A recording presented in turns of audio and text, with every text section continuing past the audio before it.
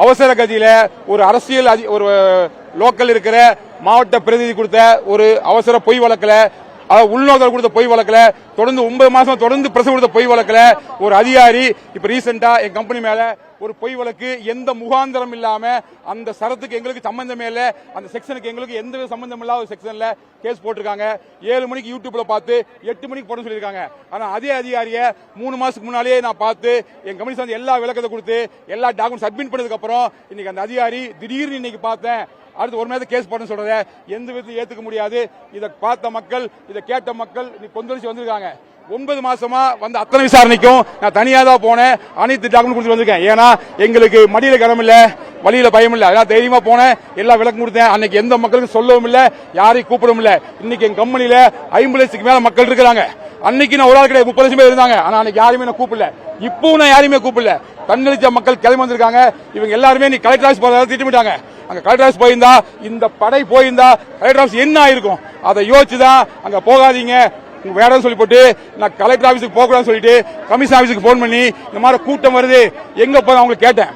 அப்படியே வெயிட் பண்ணேன், எந்த பதிலும் அவங்க சொல்லவே இல்லை. அதுக்கப்புறமா நான் போலீஸ் சொல்லி போட்டுதான் இன்னைக்கு மக்கள் கூடியிருக்காங்க. அதுவும் பொதுமக்கள் இடைஞ்சல் இல்லாம ஓரமா கூடியிருக்காங்க. இங்க வந்தவங்க இது உள்ளூர் மட்டும் இல்ல, தமிழ்நாடு மட்டும் இல்ல, ஆந்திரால இருந்து, தெலுங்கானால இருந்து, இன்னைக்கு வந்து கர்நாடகால இருந்து, கேரளால இருந்து, இன்னும் பல இடங்கள் வந்திருக்காங்க. அவ்வளவு தூரம் மக்கள் நிறுவனமா, மக்கள் நம்பிக்கைப்பட்ட நிறுவனமா நம்ம செயல்பட்டு இருக்கு. இன்னைக்கு ஒரு தமிழ் ஆரம்பிச்ச ஒரு தமிழ் நிறுவனத்துக்கு தெலுங்கானால இருந்து தெலுங்கு மக்கள் வந்திருக்காங்கன்னா நம்ம எவ்வளவு உண்மையா இருந்தா மக்கள் வந்திருப்பாங்க. சோ அவ்வளவு நட்பதி போட மக்களுக்கு சாதனை நடந்துட்டு இருக்கோம். இன்னும் தொடர்ந்து நடப்போம். இன்னைக்கு கம்பெனியில 20,000 ஸ்கொயர் ஃபீட்ல கோயம்புத்தூர்ல மட்டும் பெரிய ஹப் இருக்கு. 85 ப்ராடக்ட் லான்ச் பண்ணிருக்கோம்.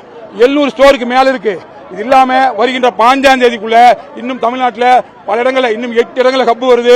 இன்னும் எங்களுக்கு ஏற்கனவே கிட்டத்தட்ட 5 ஆபீஸ் இருக்கு. அது இல்லாம இன்னும் 20 ஆபீஸ் வரப்போகுது. இப்படி பல விஷயங்கள் செஞ்சுட்டு இருக்கும் போது எங்களோட வளர்ச்சி பொறுக்காம கால் புணர்ச்சியில கொடுத்த வழக்கு எதிராக சில மக்கள் திரண்டுக்கிறாங்க. அவங்களுக்கு நானும் வந்திருக்கேன் நியாயம் கேட்கறதுக்காக. இந்த எங்களோட வழக்கு சம்பந்தமான அந்த பொய் வழக்கு சம்பந்தமான புகாரை அதிகாரிகள் வாங்கி கொடுத்துருக்காங்க, அவங்க வாங்கியிருக்காங்க. அதுக்கு என்னவோ பண்றேன்னு சொல்லியிருக்காங்க. அந்த நம்பிக்கையில கலைஞ்சு சொல்றோம். நன்றி, வணக்கம். சார், எங்க கம்பெனி வந்து எல்லாத்துக்குமே ஃப்ரீ என்ட்ரி தான் கொடுக்குது. இன்னைக்கு மக்கள் தேவையான பொருட்கள் நாங்க கொடுத்து வாங்குற அவங்களுக்கே பெருமிட் தரது எங்க திட்டத்தின் நோக்கம். அப்படி இருக்கும்போது நாங்க டெபாசிட் வாங்குறதாவும் ஏதோ வந்து தேவையில்ல சீட் நிறுத்ததாகவும் வழக்கு போட்டிருக்காங்க. இது 2 செக்ஷன் சம்பந்தமே இல்ல, அது தேவையில்லாத பொய் வழக்கு, அவ்வளவுதான். இங்க வந்து எங்கிட்ட வந்து ஒரு நிமிஷம் போறாங்க. சோ அவங்க என்ன சொல்லிருக்காங்கன்னா, நீங்க வந்து சொல்றது கரெக்ட் தான், உங்க வழக்குல வந்து எந்த விதமான பாதிப்பட்டவங்க யாரும் எங்களுக்கு வந்து புகார் கொடுக்கல, அதுக்கான எந்த முகாந்திரம் இல்ல. சோ அந்த எஃப்ஐஆர் எந்த விதத்தையும் பெருசா பாதிக்கப்படாது. நாங்க என்னன்னு கேட்டு கலெக்டர் முறையிட்டு சரி சொல்லியிருக்காங்க. அந்த வாக்குறுதி நம்பி நாங்க கலையிறோம்.